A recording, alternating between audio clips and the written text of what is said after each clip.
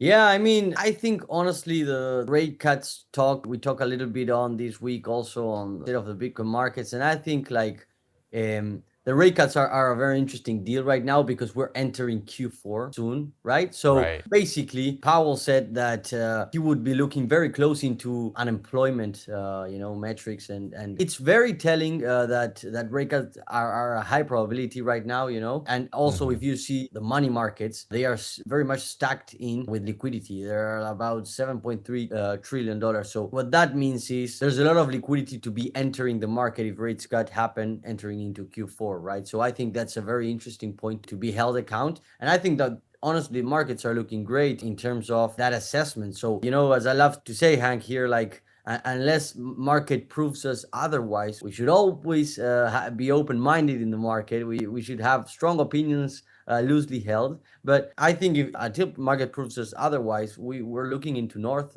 prices, right? First up, August's Consumer Price Index, or CPI, came in line with market expectations. And in Fedland, in line translates to we now have permission to slash rates like we meant to all along.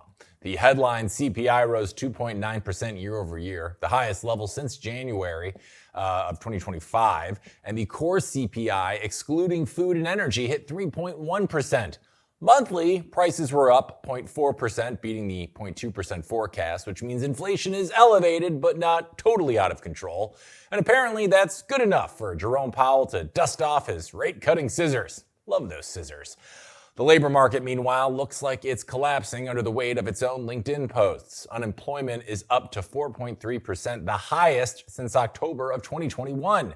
Jobless claims spiked to 263,000 when economists expected 236,000.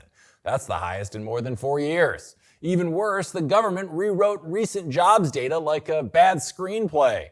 June payrolls first reported at 144,000. They were later cut to 14,000 and then revised again to an actual loss of 13,000. Oh, and the annual benchmark revision, well, that chopped another 911,000 jobs out of the past year like they never existed. Benjamin Cohen, co-founder of Into the Cryptoverse, says given this disaster reel, a 50 basis point cut would be reasonable. His logic, the 2-year yield is already 100 basis points below the Fed funds rate, so the Fed is still way, way too restrictive. Or in other words, the Fed fell asleep at the wheel, missed the signs, and now has to slam the brakes with a bigger cut to make up for lost time. And if they do, a 50 bips cut isn't priced in, which means crypto doesn't just rally, it detonates.